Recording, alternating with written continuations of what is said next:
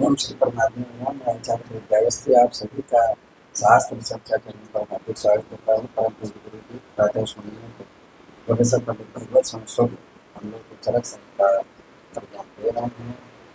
और शारीरिक स्थान में 8वां अध्याय ध्यान सूत्रियम शारीरम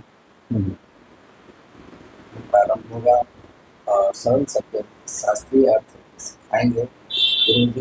व्याकरण विभाग संस्कृत एवं विज्ञान संकाय के पूर्व विभागाध्यक्ष हैं और वेद मूर्ति हैं। वेद कुशल पुराण और शास्त्र का गहन अध्ययन आपने किया है और शास्त्र में प्रवीण है।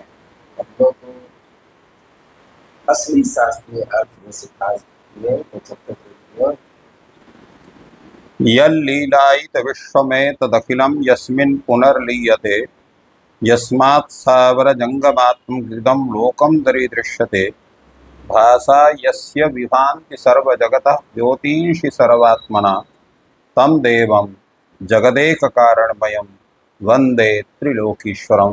कृष्णाय वासुदेवाय हरे परमात्मने प्रणतक्लेशनाशाय गोविंदाय नमो नमः। शास्त्र चर्चा इस चैनल से संबद्ध सभी विद्वद्गण, सभी जिज्ञासु छात्रवृंद, सहृदय सज्जन वृंद एवं इस चैनल के व्यवस्थापक आचार्य हरिहृदय अवस्थी जी, आप सभी का शरीर स्थान के जाति सूत्री शरीराध्याय के विचार परंपरा में आप सबका स्वागत है। आज शारीर स्थान का ये जाति सूत्रीय शरीराध्याय नामक इस 8वें अध्याय का प्रारंभ हो रहा है। जाति शब्द से वस्तुतः क्या लेना चाहिए, तो वहां पर जाति सूत्र से अन्यत्र एक धर्म विशेष का ग्रहण होता है, जिसका अर्थ होता है जो नित्य हो, एक हो और अनेक में रहता हो, उसको जाति कहते हैं। नित्यत्वे सति अनेक संवेदत्वम जातित्वम। तो यहाँ पर जो जाति शब्द है वो किस अर्थ में है, तो यहाँ जो जाति शब्द है, जायते यहाँ जो है जाति शब्द का वस्तुतः अर्थ यहाँ पर जन्म है। जायते इति जाति अर्थात जन्म। जाति शब्द यहाँ जन्म शब्द का वाचक है। और जाते ही सूत्रम इति जाति सूत्रम। जाते ही सूत्रम जाति बोधम का मतलब क्या हुआ कि जाति अर्थात जन्म संबंधी विषय के बोधक सूत्र, ये जाति सूत्र कहलाएंगे। और उन जाति सूत्रों को विषय के रूप में बना करके उनका जो व्याख्या जिस प्रकरण में की जाएगी उसको जाति सूत्रीय जो है उसका नाम होगा। चूंकि ये जितनी व्याख्या हो रही है वो शरीर से संबद्ध विषय की हो रही है, इसलिए जाति सूत्रीय शरीर इस अध्याय का नाम करण माना जाता है। और आचार्य आत्रेय कहते हैं कि अथा तो जाति सूत्रीयम शारीरम व्याख्यास्यामः इति स्माह भगवान आत्रेय। भगवान आत्रेय यहाँ पर जाति सूत्री शरीर की व्याख्या हम करेंगे, ऐसा इसमें कहते हैं। इसके विषय में बता रहे हैं कि होता क्या इसमें, तो उसे बता रहे हैं कि स्त्री पुंसयोर रव्यापन्न शुक्र शोणित गर्भाशयो श्रेयसीम प्रजाम इच्छतो तदर्थाभिनिर्वृत्तिकरम कर्म उपदेक्षामः। हम करेंगे क्या इस अध्याय में? स्त्री पुंसयो आव्यापन्न शुक्र शोणित गर्भाशयो, अर्थात स्त्री पुरुषों के जो अव्यापन्न अर्थात दोष रहित शुक्र और शोणित और गर्भाशय वाले होना चाहिए। अर्थात जो स्त्री है उसका जो शोणित है, आज इसको आर्तो भी कहते हैं, और जो गर्भाशय है वो दोनों दोष रहित हों। इसी प्रकार जो पुरुष है उसका शुक्र जो है वो भी दोष रहित हो। तो ऐसी अवस्था में श्रेयसीम प्रजाम इच्छतो, तो वो जब दोनों स्त्री और पुरुष श्रेष्ठ संतान की प्राप्ति की इच्छा रखते हैं, तो ऐसी अवस्था में हम जो है तदर्थाभिनिवृत्त कर्म कर्म, तो उस जो है उस जो संतान प्राप्ति से संबंधी जो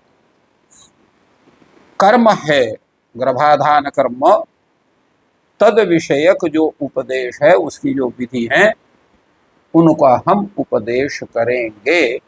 ये प्रतिज्ञा वाक्य आचार्य आत्रेय का होता है।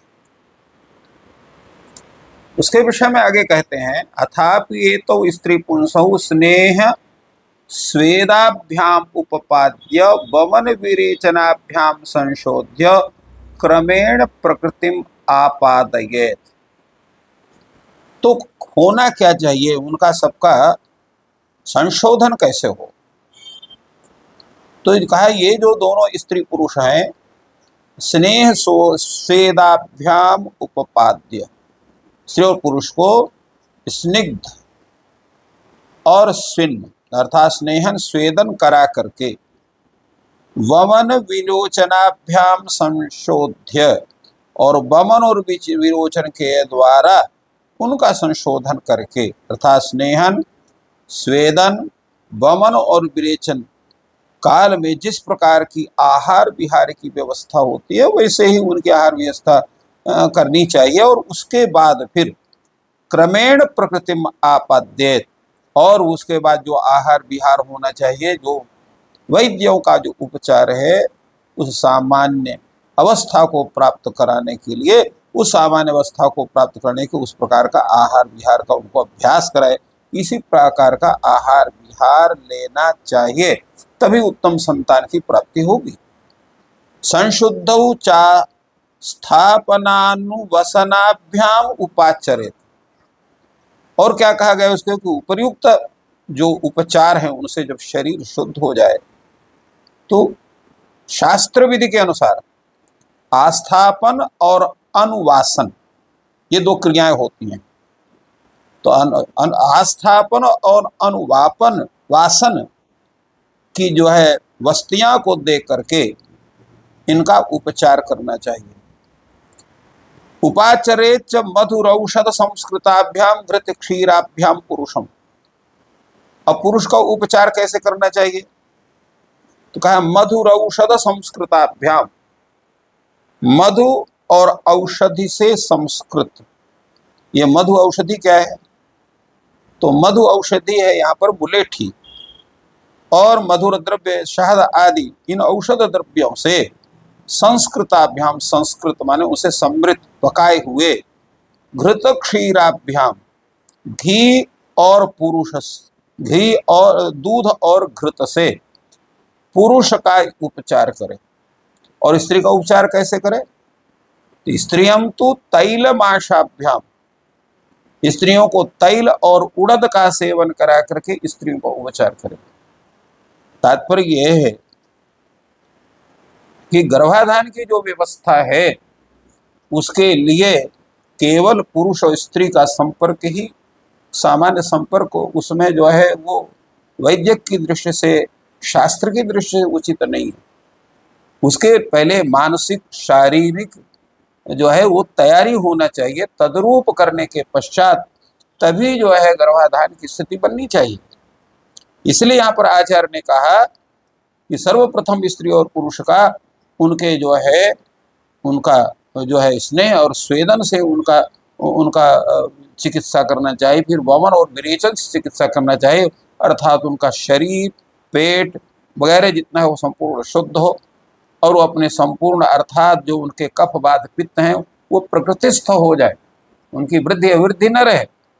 तो ऐसी अवस्था में जो उनका जो है उपचार होता है, वो मधुर द्रव्यादि का सेवन करते हैं, घृतादि से जो है करते हैं। स्त्री जो है वो तैल आदि उड़द आदि से पदार्थों का सेवन करती है, तो इसके कारण से उसका शरीर, उसका मन, उसका संपूर्ण व्यवस्था जो है वो गर्भाधान के उपयुक्त बनती है। इसलिए आचार्य ने इसका इस विषय में विचार किया। आगे कहते हैं कि ततः पुष्पात प्रभृति त्रिरात्रम आसीत ब्रह्मचारिणी अधश्यायनी पाणिभ्याम अन्नम जर्जर पात्रात् भुंजाना न च कांचिन मृजाम आपत्ति। स्त्री के लिए कुछ नए उपचार उसके शरीर के लिए बताए गए हैं। जब वह स्त्री पुष्पवती होती है, अर्थात जब वह जो है रजो धर्म में आती है, तो पुष्पात प्रति रजो दर्शन से लेकर के त्रिरात्रम 3 दिन तक, त्रिरात्र इसलिए कहा कि 3 दिन 3 रात्रि। कैसे हुआ? तो त्रिरात्रम आसी, 3 रात्रि तक जो है वह क्या करे? ब्रह्मचारिणी रहे। ब्रह्मचारिणी उसको रहना है। ब्रह्मचारिणी रहने का मतलब है कि मन वाणी कर्म किसी भी रूप में जो है वो ब्रह्मचारी होना है। काम वासना के चिंतन से पूर्ण रूप से रहित होना है। दूसरा क्या है? अधशायिनी, भूमि में शयन करना चाहिए, पलंग वगैरह में उसको नहीं लेटना चाहिए। पाणिभ्याम अन्नम अजरजर पात्रात् भुंजाना, और हाथों के ऊपर अजर्जर, हमारे नए पात्र में भोजन करना है। जो जर्जर, जर्जर अर्थात पुराना पात्र न हो, तो नए पात्र में भोजन रखकर और हाथ से भोजन जो है वो करे। तो इसलिए कहा अजर्जर पात्रात् भुंजाना न च कांचिन कांचिन मृजाम आपद्येत, और ऐसा करते हुए वह जो है किसी प्रकार शरीर की के जो अलंकार हैं या उनका अपने शरीर की स्वच्छता विधान है वो न कर, अर्थात साबुन लगाना, तेल लगाना, मिट्टी लगाना, कुछ भी करना, वो शरीर में कुछ भी न करे। तात्पर्य है सामान्य स्नान आदि करे, न स्नान करे तो भी ठीक है। कई कई जगह तो ऐसा भी शास्त्र में है कि उसका स्नान आदि भी 3 दिन तक नहीं करना चाहिए, केवल अपने जीवन निर्वाह के लिए भोजन करना चाहिए, ऐसा बात कथन है। ततः ततश्च चतुर्थे अहनि अहनि एनाम उत्साद्य सशरीस्कम स्नात्वा शुक्लानि वासांसि आच्छादयेत पुरुषंच।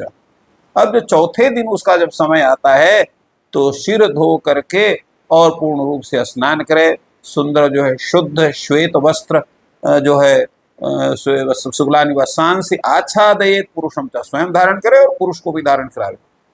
अब यहाँ शुक्ल वस्त्र का मतलब यह होता है कि सौभाग्य स्त्री जैसे शुक्ल वस्त्रों को धारण कर सकती है तद रूप में उसको धारण करे।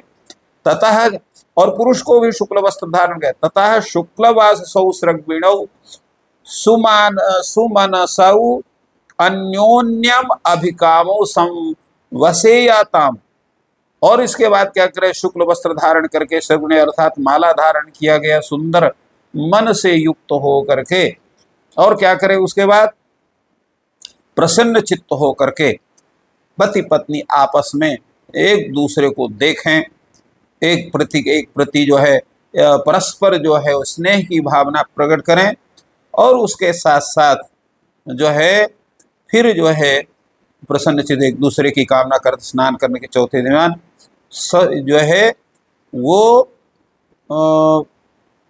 युगमेशु अहस्पुत्र कामौ अयुगमेशु दुहित्र कामौ संवसेयासाताम, अर्थात जो है उनका रति कर्म हो, और उसके लिए कहा है कि जिसको पुत्र की इच्छा है तो 6वें, 8वें, 10वें, 12वें, 14वें, 16वें रात्रि को उनको जो है शारीरिक संपर्क करना चाहिए। अगर वो जो है कन्या संतान की इच्छा उनको है तो 5वें, 7वें, 9वें, 11वें, 13वें, 15वें जो है रात्रि में उनको शारीरिक संपर्क करना चाहिए। तो इस तरह का पूरा विचार जो है वो गर्भाधान संस्कार को लेकर के किया गया है। जातीय सूत्रम पंडित है, इसका प्रारंभ किया।